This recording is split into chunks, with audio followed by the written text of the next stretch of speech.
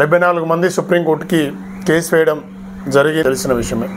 So respondent ఎవరైతే ఉన్నారో అంటే రిమైనింగ్ మెంబర్ సుప్రీంకోర్టులో ఎవరైతే కేసు వేయలేదో వారికి కొంతమంది మెంబర్స్ అయ్యారు. ఇంకా ఎవరైనా కావాల్సుకున్న వాళ్ళు ఉంటే ఖచ్చితంగా మళ్ళీ ఇంప్లీడ్ అవ్వండి. కేసు గెలుస్తాం 25లో వచ్చే అవకాశం అనేది ఉంది friends. 2020 welcome to cherry prime YouTube channel. అందరికీ నమస్తే ఫ్రెండ్స్. చాలా రోజుల తర్వాతకి వీడియో చేయడం జరిగింది. అన్న ఎక్కడికి వెళ్ళిపోయినావు, హెల్త్ ఎలా ఉందని చెప్పి చాలా ఫోన్స్ వస్తూ ఉన్నాయి. నా ప్రజెంట్ నేనైతే చాలా బాగున్నా, లెగ్ కూడా సెట్ అయింది. సో నాకు సపోర్ట్ చేస్తున్న ప్రతి ఒక్క మిత్రులకి ప్రత్యేక కృతజ్ఞతలు అందరికీ. సో విషయానికి వస్తే జియో నెంబర్ 46 పైన 74 మంది సుప్రీంకోర్టుకి కేసు వేయడం జరిగింది, సుప్రీంకోర్టుకు వెళ్ళడం జరిగింది, మీ అందరికీ తెలిసిన విషయమే.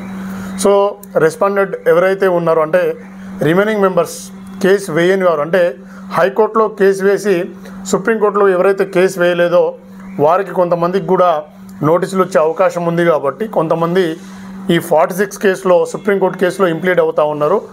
ఒక 30 నుంచి 35 మెంబర్స్ అయ్యారు. ఇంకా ఎవరైనా కావాల్సుకున్న వాళ్ళు ఉంటే ఖచ్చితంగా మళ్ళీ ఇంప్లీడ్ అవ్వండి. కేసు గెలుస్తామా గెలవమనే సెకండరీ. ఒకవేళ పాజిటివ్గా వస్తే మీకు కూడా వచ్చే ఛాన్సెస్ ఉంటాయి. కాబట్టి ఖచ్చితంగా ఎవరైనా వేయని వాళ్ళు ఉంటే వేసుకోండి. సో నాకు ఫోన్ చేసినా పర్లేదు, శంకర్ కానీ నవీన్ పట్నాయక్ కానీ సైదులకి ఎవరికైనా ఫోన్ చేసినా మీకు ఖచ్చితంగా హెల్ప్ చేయడానికి మన టీం ఉంది.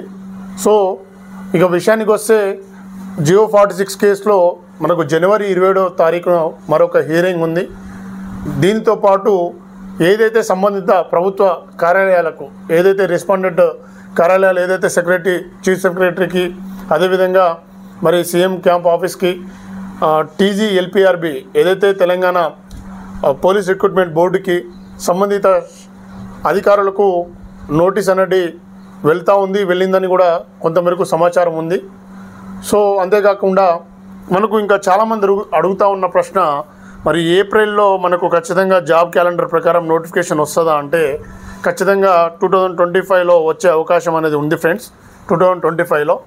సో 25లో ఏప్రిల్, మేనా, జూన్ అనేది ఖచ్చితంగా చెప్పలేము. ఎందుకంటే దానికంటే ముందు ఎస్సీ వర్గీకరణకు సంబంధించి కొంతమేరకు ఆ ఏకసభ్య కమిషన్ కూడా రిపోర్ట్ ఇవ్వాల్సి ఉంది. కాబట్టి ఆ కమిషన్ అనేది సుప్రీంకోర్టు వర్గీకరణకు అనుకూలంగా తీర్పు ఇచ్చినా కూడా ప్రభుత్వాలు ఇక్కడ ఒక ఏకసభ్య కమిషన్ వేయడం జరిగింది. కాబట్టి ఆ యొక్క కమిషన్ సభ్యులు గవర్నమెంట్కి రిపోర్ట్ ఇస్తే దానికి సంబంధించిన విధి విధానాలు రూపొందించి దాని తర్వాతకి వాళ్ళు ప్రొసీడ్ అయ్యే అవకాశం ఉంది. కాబట్టి కొంతమేరకు అంటే కొంత నోటిఫికేషన్ అనేది వెనుక జరిగినా కూడా ఖచ్చితంగా 2025లో ఏదైతే 6 మంత్ లోపు అంటే స్టార్టింగ్ 6 మంత్ లోపు వచ్చే అవకాశం ఉందని చెప్పి సమాచారం ఉంది.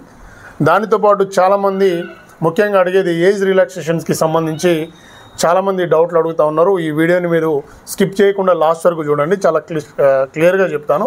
కొంతమంది కూడా మిత్రులు, కొంతమంది యూట్యూబర్స్ కూడా చెప్పున్నారు, మరొకసారి మిమ్మల్ని గుర్తు చేసేలా చెప్పడానికి చేస్తాం.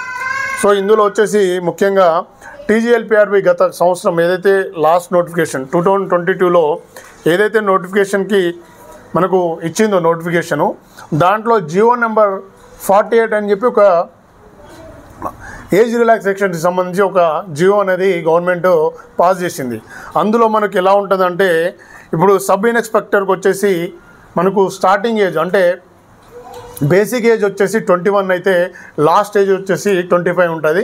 అందులో ఎస్సీ ఎస్టీ కొంతమందికి ఓబీసీ వాళ్ళకు మినహాయింపు ఉంటుంది. కాబట్టి అందులో మనం ఏజ్ రిలాక్సేషన్లా చూసుకుంటే వాళ్ళకు ఒక 25 ఏజ్ ఓసీ వాళ్ళకు ఉంటే దాంతోపాటు వాళ్ళకు 3 ఇయర్స్ ఇచ్చారు. అంటే 3 ఇయర్స్ ఏజ్ రిలాక్సేషన్ ఇచ్చారు కాబట్టి 28 అయింది.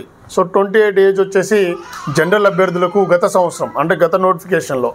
దానితో పాటు మరొక 5 ఇయర్స్ ఎస్సీ ఎస్టీ వాళ్ళు 5 ఇయర్స్ వేసుకుంటే వారికి 33 ఇయర్స్ ఉంటుంది. 33 ఇయర్స్ వరకు వాళ్ళు ఎలిజిబుల్ అవుతారు. సో ఇప్పుడున్న సమాచారం ఇంకా ఒక 2 ఇయర్స్ మనకు ఎక్స్టెండ్ చేసే అవకాశం ఉంది. మరి ఆ మధ్య మనకు వార్తలు వచ్చాయి కానీ అందులో ఏ జీవో వచ్చిందనేది కూడా క్లియర్గా తెలియదు. సో ఇంకొక 2 ఇయర్స్ అంటే ఎస్సీ ఎస్టీ వాళ్ళు ఒక 35 ఏజ్ అనుకున్నా కూడా దేనికి మన ఎస్ఐకి సంబంధించి ఎస్సీ ఎస్టీ వాళ్ళు ఒక 35 ఏజ్ అనుకున్న రిమైనింగ్ వాళ్ళకు అంటే జనరల్ అభ్యర్థులకు 33 ఇయర్స్ వరకు ఉండే అవకాశాలు చాలా స్పష్టంగా ఇక్కడ ఎస్ఐలో కనిపిస్తూ ఉంది. అంటే ఎస్ఐలో వచ్చేసి జనరల్ అభ్యర్థులకు 35 ఏజ్ ఖచ్చితంగా ఉంటుంది. 35+ ఉంటుంది, 35 అలా ఉంటుంది. ఎస్సీ ఎస్టీ వాళ్ళకు 37, 38 అలా ఉండే అవకాశాలు ఉన్నాయి. సో దానితో పాటు పీసీకి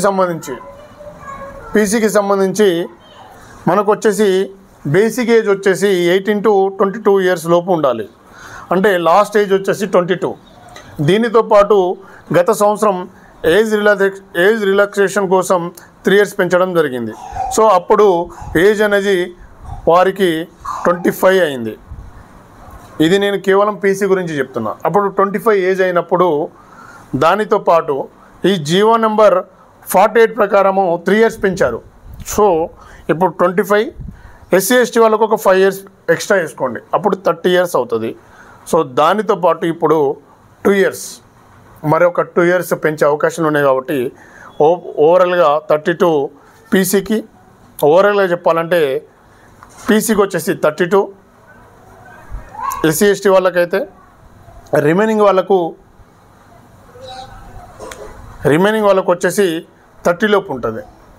సో అదేవిధంగా ఎస్ఐలో వచ్చేసి సబ్ ఇన్స్పెక్టర్లో వచ్చేసి జనరల్ వాళ్ళకు 35, ఎస్సీ ఎస్టీ వాళ్ళకు 37. ఈ విధంగా ఉండే అవకాశాలు చాలా స్పష్టంగా కనిపిస్తూ ఉన్నాయి. సో అదేవిధంగా మరొక క్వశ్చన్ చాలామంది అడిగింది ఏంటంటే, మరి గత సంవత్సరం మాదిరిగానే, గత నోటిఫికేషన్ మాదిరిగానే మరి ఈవెంట్స్ సేమ్ ఉంటాయా, ప్రిలిమ్స్లో నెగిటివ్ మార్కింగ్ ఉంటుందా అంటే చాలా స్పష్టంగా చెప్తున్నా. అంతకుముందు 2018లో వచ్చిన నోటిఫికేషన్ ప్రకారము చాలామంది ఇదే క్వశ్చన్ అడిగితే యాజ్ యూజువల్లీ ఎలా ఉంటుందో 2018లో ఎలా ఉందో 22లో కూడా అదేవిధంగా రావడానికి అవకాశాలు ఉన్నాయని వారు చెప్పుకున్నారు. మనం కూడా చాలా వీడియోలో చూసినాం. కానీ ఇప్పుడు ఖచ్చితంగా 2022ను బేస్ చేసుకొని నోటిఫికేషన్ ఇస్తారా అంటే ఖచ్చితంగా చెప్పలేం. ఎందుకంటే చాలా గొడవలు జరిగినాయి. క్వశ్చన్కి నెగిటివ్ మార్కింగ్కి సంబంధించి ఏదైతే నోటిఫికేషను వచ్చి కంప్లీట్ అయ్యి, ప్రిలిమ్స్ కంప్లీట్ అయ్యి, ఈవెంట్స్ కంప్లీట్ అయ్యి, మెయిన్స్కి సంబంధించి పార్ట్ 2 అప్లికేషన్ ఫిలప్ చేసిన తర్వాతకి, ఈవెంట్స్ పెట్టిన తర్వాతకి, ఈవెంట్స్ అయిపోయిన తర్వాతకి మెయిన్స్ ఎగ్జామ్ కూడా డేటు ఇచ్చే క్రమంలో చాలామంది కోర్టుకు వెళ్ళిన తర్వాతకి 7 మార్కులు ఏదైతే ప్రిలిమ్స్లో 7 మార్క్స్ కలపడం జరిగింది. కోర్టు ఆదేశాల మేరకు మరొక 70-80 వేల మంది అడిషనల్గా యాడ్ అయ్యారు. కాబట్టి చాలా లొల్లులు జరిగినాయి. ఇక జియో 46 ఉద్యమం కానీ ఖచ్చితంగా జియో 46 అనేది రాబోయే నోటిఫికేషన్లో 100% ఉండదు. ఇది మాత్రం ఖచ్చితంగా ఉండదు. ఎందుకంటే అది గవర్నమెంట్ ఆర్డర్ కాబట్టి రాష్ట్రపతి ఉత్తర్వులు అవన్నీ మనకు అన్నీ తెలిసిన విషయమే. అదన్నా CD1 CD2 ప్రకారం ఇవ్వాలి, అదంతా మీకు తెలిసిన ముచ్చటే. సో ఖచ్చితంగా జియో 46 అనేది ఉండకపోవచ్చు, 100% ఉండదు. కాకపోతే ప్రిలిమ్స్లో నెగిటివ్ ఉంటుందా అనేది మాత్రం చాలా సందిగ్ధం ఉంది. ఖచ్చితంగా ఇది ఎవరికి తెలియదు. ఎవరైనా ఏ యూట్యూబర్ అయినా కానీ, ఏ ఎస్ఐ, ఏ కానిస్టేబుల్, చాలామంది యూట్యూబర్లు వాళ్ళకు జియో 46కి సంబంధించి అసలు తెలియదు. చాలామంది చెప్పలేదు మనకు. లాస్ట్లో ఈ గురం ఛానల్ ఏదో వాళ్ళు ఏదైతే మనకు రిజల్ట్ ఇచ్చే ముందు ఒక 2-3 నెలల ముందు వారికి తెలిసి ఉండొచ్చు. దాని తర్వాతకి అది కోర్టు కేసులుగా అలా ఎక్స్టెండ్ అయిపోయి మనకు లాస్ట్లో తెలిసింది. సో కాబట్టి ఖచ్చితంగా నెగిటివ్ మార్కింగ్ ఉండదా అంటే ఖచ్చితంగా చెప్పలేము. సో కాబట్టి మీరు అందరూ ప్రిపరేషన్ స్టార్ట్ చేయండి. ఖచ్చితంగా 2025లో ఏప్రిల్ కానీ మే ఆర్ జూన్లో ఖచ్చితంగా నోటిఫికేషన్ రావడానికి సిద్ధంగా ఉంది. ఆర్థిక శాఖ కూడా ఆమోదం తెలిపింది. కాబట్టి పోస్టులు కూడా ఎన్ని ఉండొచ్చు ఏందనేది కూడా ఖచ్చితంగా మరొకసారి వీడియో రూపంలో తెలియజేస్తా. ఎవరైనా కొత్తగా ఈ ఛానల్ ఎవరైనా చూస్తున్న వాళ్ళు ఉంటే ఖచ్చితంగా ఛానల్ని సబ్స్క్రైబ్ చేసుకొని చూడండి ఫ్రెండ్. జై హింద్, జై తెలంగాణ.